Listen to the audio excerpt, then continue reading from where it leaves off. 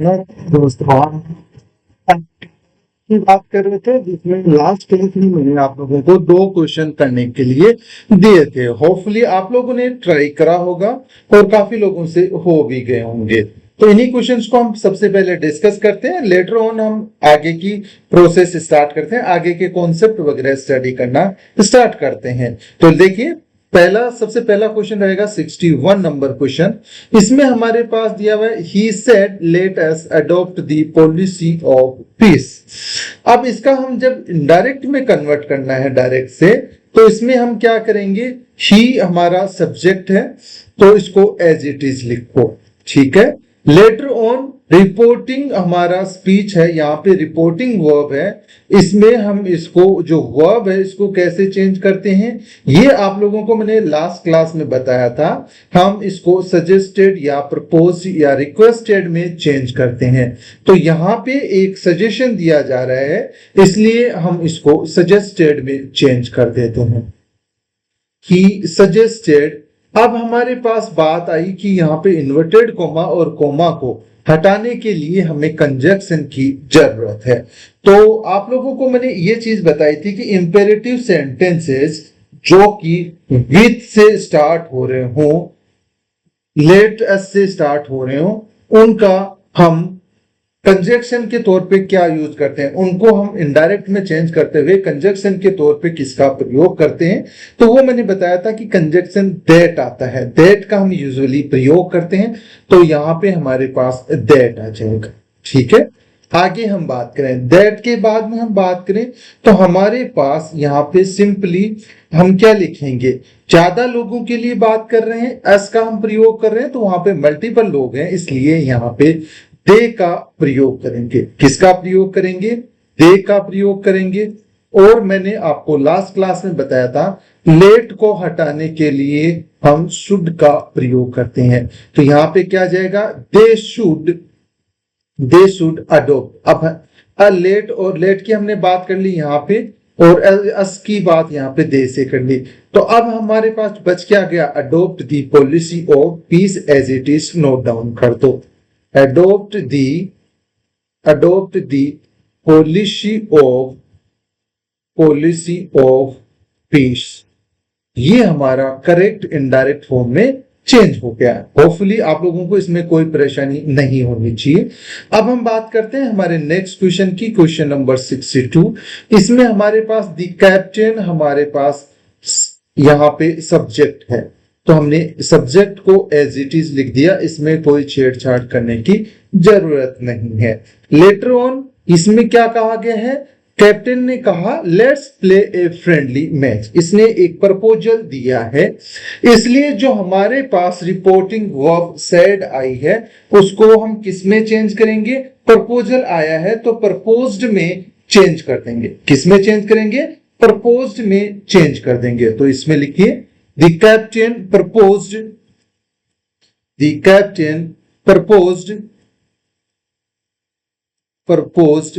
अब हमारे पास inverted coma को हटाने के लिए दैट का प्रयोग करेंगे, proposed दैट। अब हमारे पास यहाँ अस का प्रयोग हुआ है, यानी कि मल्टीपल लोग हैं, इसको अस को हटाने के लिए हम यहाँ पे दे का प्रयोग करेंगे। लास्ट क्वेश्चन में भी मैंने यही बताया था, दे और लेट को हटाने के लिए शुड का प्रयोग करेंगे। बाकी हमारे पास इस सेंटेंस में प्ले ए फ्रेंडली मैच बच गया, वो एज इट इज लिख दो। तो हमारे पास ये करेक्ट इनडायरेक्ट फॉर्म में कैसे बना, देखिए, the captain proposed that they should play a friendly match, ये हमारा करेक्ट इनडायरेक्ट फॉर्म इसका बन गया। होपफुली आप लोगों को ये इंपेरेटिव सेंटेंसेस जो लेट से स्टार्ट होते हैं वो समझ में आ गए होंगे, इसमें आप लोगों को कोई परेशानी नहीं होनी चाहिए। अब हम बात करते हैं, यदि कोई हमारे पास एक्सक्लेमेटरी सेंटेंस आता है तो उसको हम कैसे चेंज करेंगे डायरेक्ट से इनडायरेक्ट में, उसके प्रोसेस हम सीखना स्टार्ट करते हैं। तो लिखिए, कॉन्सेप्ट नंबर 9 तक हमने ऑलरेडी स्टडी कर लिए थे, अब हमारा रहेगा कॉन्सेप्ट नंबर 10। कॉन्सेप्ट नंबर 10 की हम बात करेंगे, जिसमें हम कौन सी किस टाइप के सेंटेंसेस को स्टडी करेंगे। हमारे पास एक्सक्लेमेटरी सेंटेंस होगा, उसके बारे में हम स्टडी करेंगे। तो क्या होगा, एक्सक्लेमेशन के वाले यदि हमारे पास सेंटेंसेज हो तो उनका डायरेक्ट से इनडायरेक्ट में कैसे बदलाव होगा वो यहाँ पे समझेंगे। सबसे पहले हम रूल रेगुलेशन देख लेते हैं कि क्या क्या रूल रेगुलेशन उसकी चेंज करने के लिए होगी। सबसे पहले हमारे पास रिपोर्टिंग वर्ब में हमारे पास सेड आता है, तो सेड को हम एक्सक्लेमेटरी सेंटेंस है। एक्सक्लेमेटरी सेंटेंस वो होता है जिसमें सडन कुछ हो रहा हो और हमारे एक्सप्रेशन सडनली बाहर आते हैं, वो वाले सेंटेंसेस होते हैं, तो उसको एक्सक्लेम्ड में हम चेंज करेंगे। ठीक है, एक्सक्लेम्ड के साथ में हमारे पास उसका जो सेंटेंस का भाव होगा, जो उसका एक्सप्रेशन होगा, उसके अकॉर्डिंग हम यहाँ पे क्या लगा देंगे, इस उसके अकॉर्डिंग विथ जॉय लिख सकते हैं, या हम क्या लिख सकते हैं, विथ जॉय सरप्राइज हो सकता है। वो डिपेंड करेगा कि हमारा भाव कैसा निकल रहा है, हमारा एक्सप्रेशन कैसे रहता है। खुशी का होगा जो लिख देंगे, सरप्राइज का होगा सरप्राइज लिख देंगे, डिलाइट लिख देंगे। इस तरीके से हमारे पास मल्टीपल ऑप्शंस होंगे। जैसा हमारा रिएक्शन होगा, जैसा हमारा एक्सप्रेशन होगा, उसके अकॉर्डिंग हम यहाँ पे एक्सक्लेम्ड विथ के आगे हमें वर्ड का चूज करना है, वर्ड हमें यूज करना है। सोरो हो सकता है, इसके अलावा एंगर हो सकता है, एंगर भी एक एक्सप्रेशन हो गया। बेसिकली ये सारे एक्सप्रेशन ही हैं, दुखी होना, गुस्से में होना, डिस्कस होना, या अपोलॉज करना, किसी से माफी मांगना, अपोलोजाइज करना। इसके अलावा क्या हो सकता है, किसी से कोई कंटेम्प्ट वगैरह हो गया हो तो वो कंटेम्प्ट वगैरह ये वर्ड यूज कर सकते हैं। ऐसे जैसा भी हमारे पास भाव आएगा, एक्सक्लेम्ड के विथ में एक्सक्लेम्ड विथ और उसके बाद में वो भाव लिख देंगे। ठीक है, ये होपफुली चीज समझ में आ गई होगी। और जो कंजक्शन हमारे पास आएगा एक्सक्लेमेटरी सेंटेंसेस में, जो कंजक्शन जिस कंजक्शन का हम यूज करेंगे वो हमारे पास रहेगा दैट। कौन सा रहेगा, दैट हमारे पास कंजक्शन रहेगा। होपफुली ये चीज आप लोगों को समझ में आ गई होगी। अब ये कब कब यूज होते हैं, जो कहाँ पे यूज होता है, कौन सा वर्ड आएगा तो जो का यूज करेंगे, हम सरप्राइज का यूज करेंगे, तो वो एक चार्ट सा मैं आप लोगों को बना देता हूं, फिर हम एग्जांपल्स देखना स्टार्ट करते हैं। हमारे पास कहीं पे भी अल्लाह का यूज हो, अलास वर्ड का यूज हो, तो इसमें हम क्या यूज करेंगे, एक्सक्लेम्ड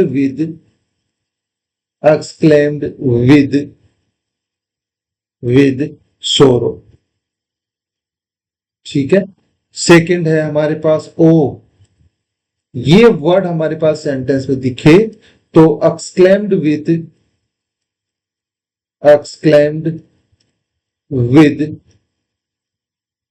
रिग्रेट या सरप्राइज करेंगे, रिग्रेट और सरप्राइज इसका यूज करेंगे। आगे हम चर्चा करते हैं ये वाला यदि एक्सप्रेशन हो तो इस केस में हम एक्सक्लेम्ड विद डिलाइट का प्रयोग करेंगे। किसका प्रयोग करेंगे, एक्सक्लेम्ड विद डिलाइट का प्रयोग करेंगे। ठीक है, लेटर ऑन हमारे पास आप लोगों को कहीं पे भी UGH ये दिखता है सेंटेंस में, तो आप लोगों को क्या करना है, एक्सक्लेम्ड विथ डिस्गस्ट, सारे भाव बता रहा हूं और उसके साथ में तो जब हम उसको चेंज करेंगे तो हम रिपोर्टिंग वर्ब में चेंज करेंगे तो कैसे करेंगे वो मैं यहाँ पे आप लोगों को सिखाना चाह रहा हूं। एक्सक्लेम्ड विद डिस्कस या डिस्पाइज कर देंगे, डिस्कस या डिस्पाइज कर देंगे। ठीक है, आगे गुड हेवंस हो गया,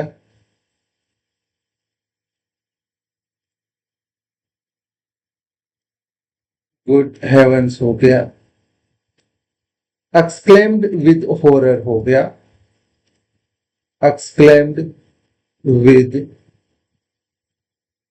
हॉरर हो गया। ठीक है। इसके बाद हमारे पास कहीं पे भी आप लोगों को सेंटेंस में हुर्रा दिखे तो इसके केस में आप क्या करोगे, एक्सक्लेम्ड विद रिपोर्टिंग स्पीच को, रिपोर्टिंग वर्ब को आप किस में चेंज करोगे, एक्सक्लेम्ड विद जॉय कर सकते हो, जॉय या फिर डिलाइट कर सकते हो, एक्सक्लेम्ड विद जॉय और डिलाइट का यूज कर सकते हो। इसके अलावा माई गॉड कई बार आपने सुना होगा, काफी बार सुनते होंगे कि ओ माई गॉड व्हाट हैपेंड, ऐसे सेंटेंसेस आ सकते हैं। तो उस केस में आप लोग एक्सक्लेम्ड विद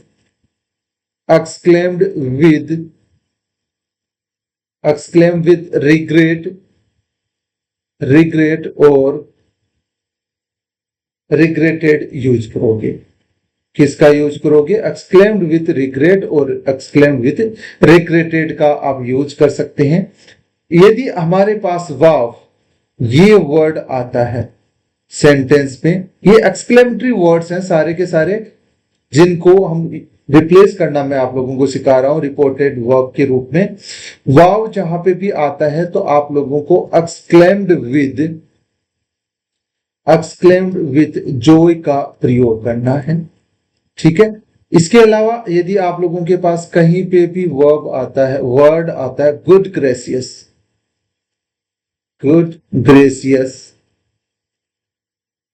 और जो ये मैं साइन लगा रहा हूं ये एक्सक्लेमेटरी साइन है। ठीक है। तो लिखिए गुड ग्रेसियस को हम किस में चेंज करेंगे, एक्सक्लेम्ड विद सरप्राइज में। किस में चेंज करेंगे, एक्सक्लेम्ड विद सरप्राइज में चेंज करेंगे। इसके अलावा हमारे पास वर्ड हो सकता है ब्रेवो, इसको हम किस में चेंज करेंगे, यहां अपोलेटेड या कॉन्ग्रेचुलेटेड में चेंज करेंगे। ठीक है। या कॉन्ग्रेचुलेटेड में चेंज कर देंगे। ठीक है। होपफुली ये चीज आप लोगों को समझ में आ गई होगी कि यदि हमारे पास एक्सक्लेमेटरी सेंटेंस दिया हुआ हो तो सेड को हम किस में चेंज करते हैं, एक्सक्लेम्ड विद जॉय, सोरो, सरप्राइज, डिलाइट, सोरो, एंगर, डिस्कस, अपलॉज या कंटेंट वगैरह में चेंज कर सकते हैं, कॉन्ग्रेचुलेट में चेंज कर सकते हैं, और कंजक्शन को हम दैट में चेंज करेंगे। कंजक्शन कौन सा यूज में लेंगे, दैट यूज में लेंगे। अब इसी पे बेस हम कुछ क्वेश्चंस करना स्टार्ट करते हैं।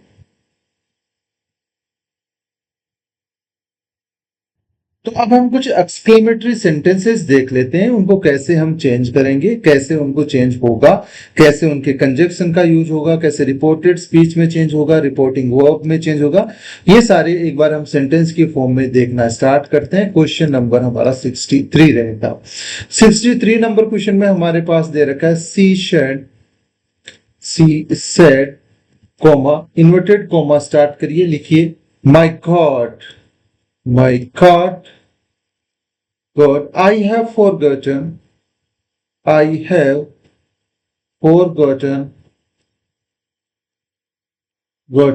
my purse. ठीक है।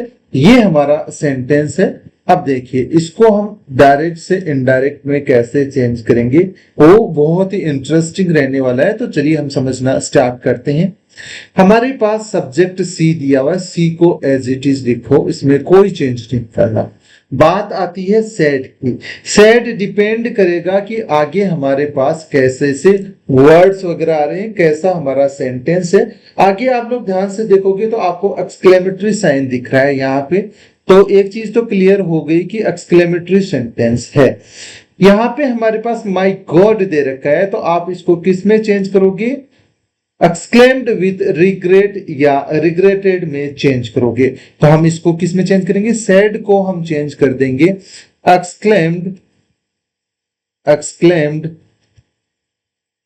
Exclaimed with regret. Exclaimed with regret में हमने रिपोर्टिंग वर्ब को चेंज कर दिया। आगे हमारे पास कंजक्शन के तौर पे यहां पे दैट का प्रयोग होगा। She exclaimed with regret that, conjunction आ गया। आगे लिखिए, आगे हमारे पास आई फर्स्ट पर्सन है, फर्स्ट पर्सन सब्जेक्ट सी के अकॉर्डिंग चेंज होगा, तो यहां पे हमारे पास सी आ जाएगा, कोई प्रॉब्लम नहीं। है, हैव के साथ वर्ब की थर्ड फॉर्म है, यानी कि प्रेजेंट परफेक्ट टेंस है। अब इसका जब हम डायरेक्ट से इनडायरेक्ट में चेंज करते हैं तो present perfect tense past perfect tense में चेंज हो जाता है। तो हैव की जगह पे यहाँ पे हैड का प्रयोग होगा, और हैड के साथ में वर्ब की थर्ड फॉर्म आएगी, कोई प्रॉब्लम नहीं। आगे देखिए, माई है हमारे पास, माई फर्स्ट पर्सन के अकॉर्डिंग, फर्स्ट पर्सन होने की वजह से सी के अकॉर्डिंग यहाँ पे हर आ जाएगा, her verb as it is आ जाएगा। तो हमारे पास इनडायरेक्ट फॉर्म में क्या बना, she exclaimed with regret that she had forgotten her purse, ये हमारा करेक्ट इनडायरेक्ट फॉर्म बना। अब हम डिस्कस करना स्टार्ट करते हैं नेक्स्ट क्वेश्चन को। क्वेश्चन नंबर 64 है। 64 में हमारे पास क्या दिया हुआ है, द कैप्टन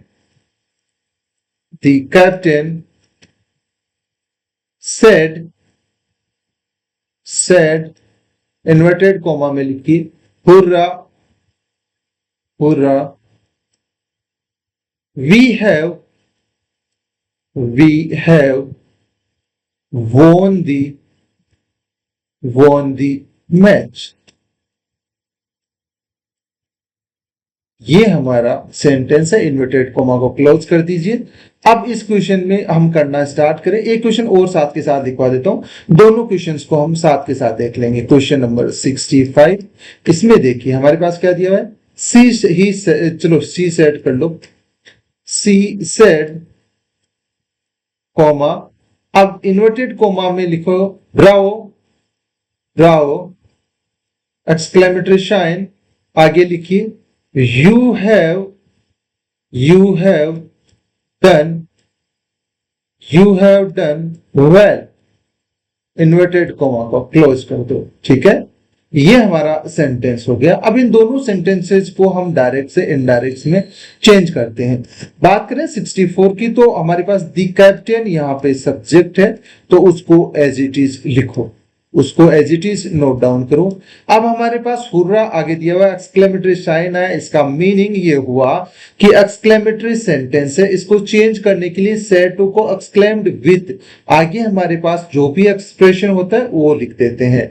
तो आगे हमारे पास जॉय का, खुशी का मौका है, हुर्रा मैच जीते हैं तो उसकी खुशी है, तो उसके केस में एक्सक्लेम्ड विद जो यहां पे आ जाएगा, क्या आ जाएगा, एक्सक्लेम विद जो आ जाएगा। कंजक्शन के तौर पे दैट का प्रयोग करेंगे। वी हमारे पास फर्स्ट पर्सन है, क्या है, फर्स्ट पर्सन है, तो हमारे पास ये किस में चेंज हो जाएगा, दे में चेंज हो जाएगा। वी किस में चेंज होगा, दे में चेंज होगा। हैव वोन, यानी कि हैव के साथ में वर्ब की थर्ड फॉर्म आई है, इसका मीनिंग ये हुआ कि ये यहाँ पे हमारे पास प्रेजेंट परफेक्ट टेंस का प्रयोग हो रहा है, तो हम इसको चेंज करेंगे इनडायरेक्ट में, तो यहाँ पे पास्ट परफेक्ट टेंस यानी कि हैड के साथ में वर्ब की थर्ड फॉर्म आ जाएगी, और object as it is note down कर दीजिए। होपफुली इस क्वेश्चन में आप लोगों को कोई परेशानी नहीं होनी चाहिए। आगे बात करते हैं। सी हमारा यहाँ पे 65 में सब्जेक्ट है, एज इट इज लिखा। Said Bravo you have done well, इसमें हमारे पास कुछ हमारी प्रशंसा हो रही है, हमें कॉन्ग्रेचुलेट करने का प्रयास करा जा रहा है कि भाई तुमने बहुत अच्छा काम करा है। इसलिए यहाँ पे हम क्या कर सकते हैं, एक्सक्लेम्ड विथ, आप लोग मेरे साथ के साथ नोट डाउन करते चलिए। अब हमारे पास यहाँ पे हिम आ जाएगा, ठीक है। आगे लिखिए हिम सेइंग दैट, यहाँ पे सेइंग दैट भी लगाना पड़ेगा आपको, सेइंग दैट। अब यू सेकंड पर्सन है, तो इस हिम के अकॉर्डिंग, हिम इसीलिए लगाया है कि सेकंड पर्सन के अकॉर्डिंग हम यू को एडजस्ट कर पाए। यू हमारे पास हिम के अकॉर्डिंग, यहाँ पे इसका सब्जेक्टिव फॉर्म ही हो जाएगा। हैव डन का हैड डन वेल, ये हमारा सेंटेंस बच जाएगा। होपफुली इसमें आप लोगों को कोई परेशानी नहीं होनी चाहिए। अपोलोडेड के जगह पे आप कांग्रेचुलेशन भी लिख सकते हो, कांग्रेचुलेटेड भी लिख सकते हो। अब मैं 2-3 क्वेश्चंस आप लोगों को दे देता हूं करने के लिए एज ए होमवर्क, तो मेरे साथ के साथ आप लोग नोट डाउन कर लीजिए उनको। आप लोगों को खुद से वो ट्राई करने हैं। क्वेश्चंस आपसे हो जाते हैं वेल एंड गुड, नहीं तो हम नेक्स्ट क्लास में डिस्कस कर लेंगे उन्हीं क्वेश्चंस को। क्वेश्चन नंबर 66, इसमें हमारे पास दिया हुआ है he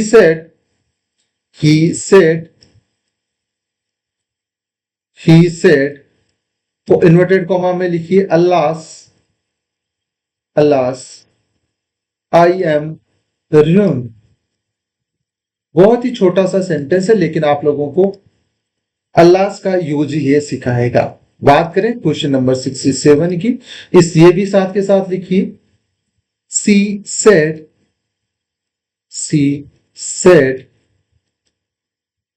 said what A pleasant surprise, what A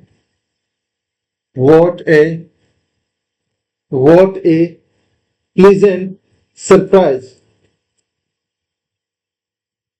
what A pleasant surprise. ये क्वेश्चन आप लोग नोट डाउन कर लीजिए। इसके बाद में नेक्स्ट क्वेश्चन आप लोग लिखना स्टार्ट करिए। क्या है क्वेश्चन नंबर 68 में, देखिए आई सेड इन्वर्टेड कॉमा में लिखिए ओ एनफ, या दूसरा इसकी जगह क्या लिख सकते थे, या इतना ही लिख लो। इसी को आप लोगों को चेंज करना है, किसमें, इनडायरेक्ट फॉर्म में चेंज करना है। तो ये तीनों क्वेश्चंस आप लोग खुद से करेंगे, और यदि हो जाते हैं वेल एंड गुड है, नहीं तो हम नेक्स्ट क्लास में डिस्कस कर लेंगे। ठीक है, आज की क्लास में इतना ही, और यहीं पे हमारा एक्सक्लेमेटरी सेंटेंसेस का जो डायरेक्ट से इनडायरेक्ट में चेंज करने का हमारा कॉन्सेप्ट था वो फिनिश होता है।